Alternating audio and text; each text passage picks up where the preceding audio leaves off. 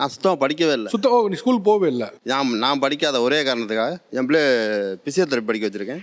பையனை ஆர்கிடெக்ட் படிக்க வச்சுருக்கேன். படிக்கிறதுக்கான வாய்ப்பு அமையலையா இல்லை உங்களுக்கு? படிக்க அப்போ வசதி இல்லை, நீ என்னத்தை படிக்க வாய்ப்பு இல்லை, இப்போ ஆடு மாடு மேய் அப்படின்னு சொல்லி என்னை தட்டி கழிச்சிட்டாங்க.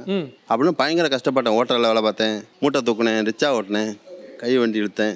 தீபாவளிக்கான பெட்ஷீட் வியாபாரம் பண்ணுவேன். தீபாவளிக்கு நைட்டு கடை போட்டு தீபாவளிக்கு 2 நாளைக்கு 3 நாள் வந்து பெட்ஷீட் வியாபாரம் பண்ணுவோம் சார். 3 நாளுமே அங்கே கடைவீதியிலே தங்கிடுவோம், அங்கேயே இருந்திருப்போம். பண்டில் மாதிரி மொத்தமாக ஆர்டர் இறக்கி அந்த 3 நாள் வந்துட்டு அந்த போர்வை வியாபாரம் வந்து சேல் பண்ணுவோம் சார். போர்வை, கைலி, பாய் இந்த மாதிரிலாம் அந்த 3 நாள் வந்து சேல் பண்ணுவாங்க சார்.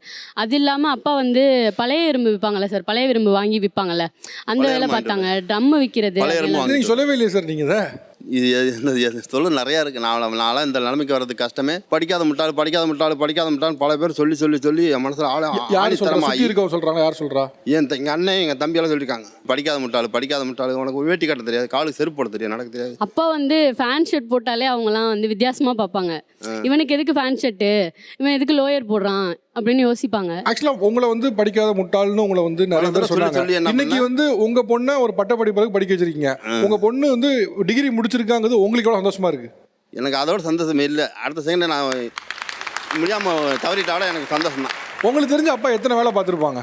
ஃபர்ஸ்ட் அப்பா சொன்ன மாதிரி ரிக்ஷா ஓட்டியிருக்காங்க, ஹோட்டலில் போய் வேலை பார்த்துருக்காங்க. ஹோட்டலில் வேலை பார்த்தேன். ஹோட்டலில் இலையை எடுத்தா ஒரு நாளைக்கு 30 ரூபா சம்பளம் தருவாங்க. அன்னைக்கு காலகட்டத்துக்கு 93 3 வேளை சாப்பிட்டுக்க, 2 நேரம் டீ குடிச்சிக்க, 30 ரூபா கையில் வாங்கிக்க. அந்த இலையை எடுத்து ஒண்டி போடணும். காலைல 3 மணிக்கு எழுப்பிவிடுவோம், நைட்டு 1 மணிக்கு தான் படுக்க வைப்பாங்க. நான் காலைல 3 மணிக்கு எழுப்பி விட்டுருவாங்க. நீ அவ்வளோ கஷ்டப்பட்டு தான் அந்த நம்ம அந்த படிக்காமல் இருக்கிறதா ஒருத்தன்ட்ட போய் அடிமையாக வேலை பார்த்தோம். நம்ம பிள்ளை அப்படி இருக்கக்கூடாதுன்னு என் பிள்ளைகளை பிசியோதெரபி படிக்க வச்சுருக்கேன், பையனை ஆர்கிடெக்சர் படிக்க வச்சுருக்கேன். இப்போ அவருடைய ஒரு நாள் 24 மணி நேரம், எல்லாத்துக்கும் 24 மணி நேரம். அதில் 24 மணி நேரத்தில் அவருடைய எவ்வளோ நேரம் உழைப்புக்கே போயிடும்? ஆல்மோஸ்ட் ஒரு 12 hours அதுக்கே போகிற மாதிரி தான். ஒரு நாளைக்கு 12 மணி நேரம் 13 மணி நேரம் வேலை வைப்பேன். ஒரு இளம் வயதில் ஓட முடியும், எனர்ஜி இருக்கும். இப்போ உங்களுக்கு வயசு என்னங்கய்யா? இப்பவும் பண்ணிட்டு தான் இருக்கிறேன். இப்போ உங்கள் வயசு என்ன? இப்போ எங்களுக்கு 52 வயசு ஆகுது. 52 வயதில் இப்போ 12 மணி நேரத்துக்கு மேலே வளவுக்கு உடம்பு வலி இருக்காதா? அது எப்படி சூழ்நிலைகள் இருக்கு? மாதம் மட்டும் இஎம்ஐ மட்டும் 60,000 ரூபா இஎம்ஐ கட்டி ஆகணும். இது ஃபீஸ் படிக்க வைக்கிறதுக்கு எனக்கு ஃபீஸ் கட்டணும். அது இல்லாமல் இஎம்ஐ இருக்குது. அண்ணனை வந்து அங்கே தியாகராஜர் காலேஜில் படிக்க வச்சோம், அதுக்கே ஃபீஸ் ரொம்ப ஹை ஆகிடுச்சு. ஸோ அதுக்காக வாங்கின கடன், எனக்காக வாங்கின கடன் எல்லாமே சேர்ந்து நிறைய இருக்கனால ஓடிட்டே இருக்க மாதிரி தான் அவங்களோட சுச்சுவேஷன் இருக்குது. ஒரு 10-17 வயசுலேருந்து உழைக்க ஆரம்பிச்சேன்னு சொல்லுவாங்க. இப்போ ஏஜ் அவங்களுக்கு 52, கிட்டத்தட்ட ஒரு 30-32 வருஷத்துக்கிட்ட வேலை பார்த்துட்டே இருக்காங்க. இப்போவும் அப்பா வந்து வியாபாரத்துக்கு போயிட்டு வந்தாங்கன்னா நைட்டு என்னட்ட சொல்ல மாட்டாங்க, அம்மா கிட்ட சொல்லுவாங்க.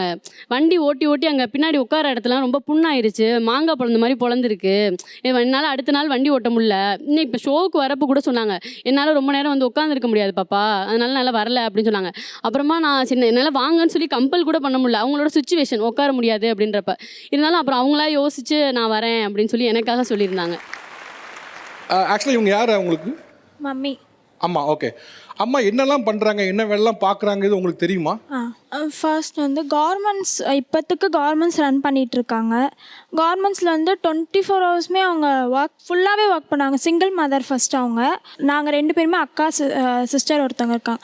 2 பேருமே நாங்கள் படிக்கிறதுக்கு இது எல்லாமே மம்மி மட்டும்தான் இருக்காங்க. மம்மி மட்டும்தான் எல்லா ஒர்க்குமே பண்ணுறாங்க. ஸோ நீங்கள் என்னெல்லாம் வேலை பார்க்குறீங்க ஆக்சுவலாக? இப்போதைக்கு நான் வந்து ஒரு சின்ன கார்மெண்ட்ஸ் மாதிரி வச்சு நடத்திட்டு இருக்கேன் சார். பட் இதுக்கு முன்னாடி நாங்கள் கடந்து வந்த பாதைக்கு பார்த்திங்கன்னா ரொம்ப கடினமான சூழ்நிலை தான் நாங்கள் கடந்து வந்திருக்கேன். இந்த பாப்பாவை இப்போ பேசினா இல்லைங்களா, ஒரு 4 years 5 years இருக்கும்போது அவங்க டேடி வந்து சிக்கானாங்க. 2 கிட்னி ஃபெயிலியர் ஆகி டயாலிசிஸ் பண்ணிகிட்டு இருந்தோம் சுச்சுவேஷனில். ஒரு 11 years நாங்கள் டயாலிசிஸ் மட்டும் பண்ண வேண்டியது. அந்த நேரங்களில் என்னால் ஒரு கண்டினியூஸாக ஒரு 8 மணி நேரம் வேலை கூட என்னால் செய்ய முடியாத ஒரு சூழ்நிலை. வாரத்தில் 3 நாள் வந்து நாங்கள் மெடிக்கல் இஷ்யூக்காக டயாலிசிஸ்க்காக போக வேண்டிய சூழ்நிலை. நாங்கள் அந்த நேரங்களில் வந்து இந்த மகளிர் லோனுங்களுக்கு போயிட்டு நின்று ஆளுங்க சேர்த்து சுய உதவிக்குழுக்களுக்கு ஆளுகள் சேர்க்குற வேலைங்களில் போயிட்டு பார்க்கும்போது, ஏன்னா அதில் வந்து ஒரு குழு சேர்த்தோம்னா ஒரு 2000 ரூபாய் கிடைக்கிறது வந்து ஒரு 10 நாளைக்கு ஒருக்கான விஷயமா இருக்கும்.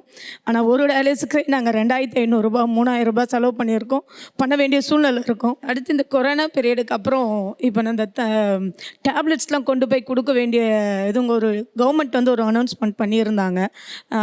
லாக்டவுன் போட்ட பீரியடு, யாருமே வெளியே போக மாட்டாங்க. அந்த டைமில் அவங்க டேடி பின்னாடி இதுவாயிட்டாங்க. வேறு சூழ்நிலையே கிடையாது. என் 2 பிள்ளைங்கள வச்சுக்கிட்டு நான் தனிமரமாக நிற்கும் போது யாருடைய உதவியுமே எங்களுக்கு இல்லை. எல்லாருக்குமே லாக்டவுன் வந்து வேலை இல்லாமல், வேலை இருந்தவங்களுக்கெல்லாம் வேலை இல்லாத அந்த நேரத்தில் எனக்கு ஒரு வேலை கிடைச்சது. என்னென்னா 560 ரூபா ஒரு நாளைக்கு. அந்த டேப்லெட்ஸ் கொண்டு போயிட்டு நாங்கள் வீடு தனிமைப்படுத்தப்பட்டிருப்பாங்க, வீட்டு ரிலேட்டிவ்ஸே வந்து அவங்கக்கிட்ட பேசுறதுக்கு, அவங்க அந்த ரூமில் இருக்கிறாங்க, அவங்களால அவங்களுக்கு இன்ஃபெக்ஷன் ஆகிடும், தள்ளி இருக்கிற அந்த சூழ்நிலையில் நான் என் குடும்ப சூழ்நிலை நிமித்தமாக வீடு வீடாக போயிட்டு அந்த டேப்லெட்டும் கொண்டு போய் கொடுக்கணும். அதை பிளட் டெஸ்ட் கொண்டு வந்து அந்த அவங்களுக்கு செக் பண்ணி எதுவும் கொடுப்பாங்க ரிப்போர்ட், அந்த ரிப்போர்ட் கொண்டு போயிட்டு நாங்கள் கொடுக்கணும். 2 பேர் எங்கள் டீமில் சிக்கா கூட ஆனாங்க. ஆனாலும் எங்களுக்கு வேறு வழி கிடையாது. என் குடும்பத்தை நான் காப்பாற்றியே ஆகணும், என் 2 பிள்ளைங்களை காப்பாற்றி ஆகணுன்ற ஒரு சூழ்நிலையில் தான் நான் அந்த வேலைக்கு கூட என்னை பொருட்படுத்தாமல் போனேன். ஃபஸ்ட்டு பழைய இரும்பு எடுப்பாங்கன்னு சொன்னாங்கல்ல, அந்த வேலை செஞ்சுருக்காரு. அதுக்கப்புறம் கரும்பு வெட்டுவார். கரும்பு எப்படின்னா கிட்டத்தட்ட ஒரு 5 மாதமாச்சு தொடர்ந்து கரும்பு வெட்டுவாங்க. அந்த கரும்பு வெட்டில் எந்தெல்லாம் பண்ணியிருக்காங்க அப்படின்னா, அவரால் கரும்பு வெட்டு முடிச்சுட்டு வந்து ஒரு நாள் படுக்கிறாரு, எழுந்துக்க முடியாமல் படுக்கிறாரு, சாப்பிட முடியல அன்றைக்கி நைட்டு.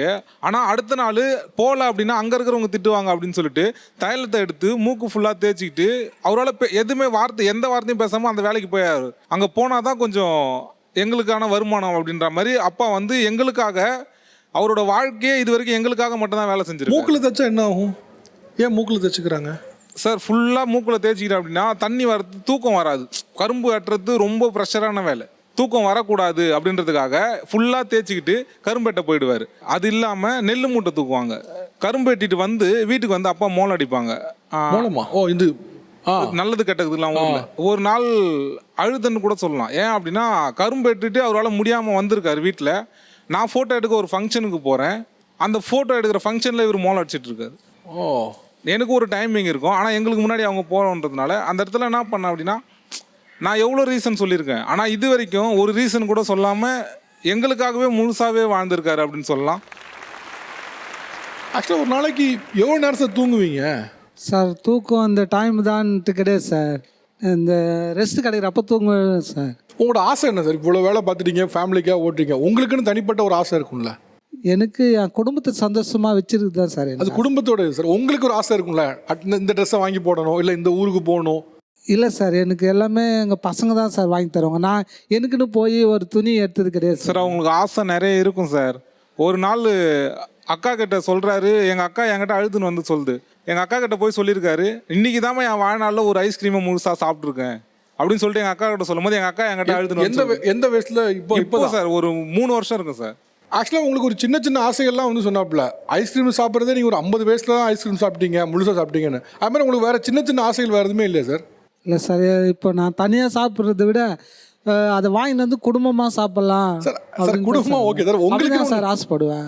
உங்கள் அப்பா மட்டும் இல்லை, நிறைய பேர் பார்த்தீங்க அப்படின்னா ஒரு குறிப்பிட்ட காலம் வரைக்கும் ஃபேமிலிக்காக மட்டுமே தொடர்ந்து ஓடிக்கிட்டே இருந்து தனக்கு விருப்பு எல்லாத்தையும் ஒதுக்கி வச்சுட்டு பண்ணும்போது ஒரு காலகட்டத்துக்கு மேலே தனக்கு என்ன பிடிக்குங்கிறது அவங்களால ஐடென்டிஃபை பண்ண முடியல.